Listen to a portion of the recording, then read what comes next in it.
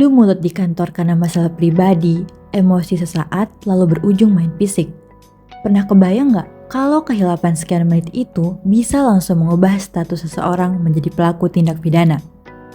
Hai semuanya, saya Nazami Adityana. Di video ini, saya akan menjelaskan kasus penganiayaan biasa dan mengapa KUHP baru sekarang punya pendekatan yang jauh lebih progresif untuk memulihkan korban. Yuk kita simak kronologinya. Kasus ini berawal dari adu mulut antara Anton selaku pelaku dan Kapi selaku korban karena masalah pribadi di kantor. Karena emosi yang sudah sangat memuncak, perbuatan yang dilakukan oleh Anton adalah sengaja melakukan kekerasan fisik secara langsung kepada Kapi. Akibat dari perbuatan tersebut, Kapi akhirnya mengalami cedera di area wajah dan merasakan sakit pada tubuhnya. Hingga harus beristirahat total dan tidak bisa bekerja selama 3 hari ke depan. Dari kejadian tersebut, pertanyaannya adalah apakah perbuatan Anton ini sudah bisa dipidana? Mari kita bedah sama-sama menggunakan 2 syarat utama pemidanaan. Pertama, dari unsur objektif atau actus reus, artinya perbuatan fisik yang nyata dilakukan. Tindakan nyata Anton sudah jelas, yaitu melakukan kekerasan fisik secara langsung. Kalau kita lihat hubungan sebab akibatnya, tindakan kekerasan inilah yang langsung menyebabkan Kapi mengalami cedera di area wajah dan kesakitan. Karena perbuatannya jelas dan akibatnya nyata, unsur perbuatan fisiknya sudah terpenuhi. Kedua, kita lihat unsur subjektifnya, yaitu mens rea atau sikap batin si pelaku saat bertindak. Di sini, Anton melakukan kekerasan fisik tersebut dengan unsur kesengajaan. Dia dalam kondisi sadar penuh saat bertindak dan memang menghendaki tindakan itu terjadi beserta rasa sakit yang akan dialami oleh korban. Nah, kalau kita kualifikasikan, kasus ini masuknya ke penganiayaan biasa, bukan penganiayaan ringan ataupun penganiayaan berat. Alasannya, karena dampak kekerasan fisik itu sampai mengganggu aktivitas harian korban. Jadi jelas bukan penganiayaan ringan. Tapi di sisi lain, cedera wajah ini juga tidak sampai bikin cacat permanen atau mengancam nyawa korban. Makanya tidak bisa disebut penganiayaan berat.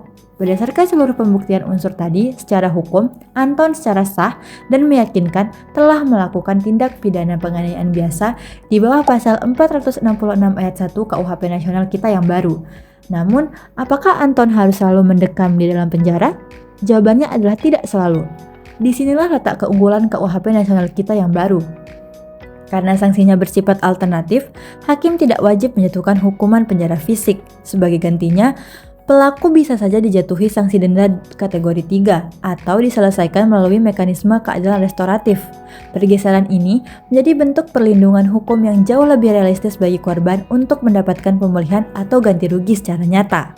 Selanjutnya, kita akan membandingkan pasal di KUHP lama dan KUHP baru pada pasal 351 KUHP lama dan pasal 466 KUHP baru. Pergeseran yang paling krusial di sini adalah adanya perubahan paradigma hukum yang kini jauh lebih berorientasi pada perlindungan dan pemulihan korban. Dalam KUHP lama, sanksinya terasa sangat kaku karena hanya berfokus pada hukuman penjara fisik bagi pelaku. Akibatnya, korban seringkali diabaikan dan tidak mendapatkan pemulihan apapun atas kerugian yang dialaminya. Sebaliknya, di dalam KUHP baru, sanksi pidana penjara diturunkan menjadi maksimal 2 tahun 6 bulan dan diperkenalkan opsi sanksi alternatif berupa denda kategori 3. Kehadiran sanksi denda alternatif ini menjadi bentuk perlindungan nyata bagi korban, karena memberikan ruang eksekusi yang lebih realistis untuk memulihkan kerugian fisik maupun ekonomi yang dialami korban akibat tindak kekerasan tersebut. Jadi secara keseluruhan, hukum kita telah bergeser dari yang dulunya sekedar bersifat membalas atau menghukum pelaku retributif menjadi hukum yang mengedepankan keadilan restoratif demi memulihkan hak-hak korban.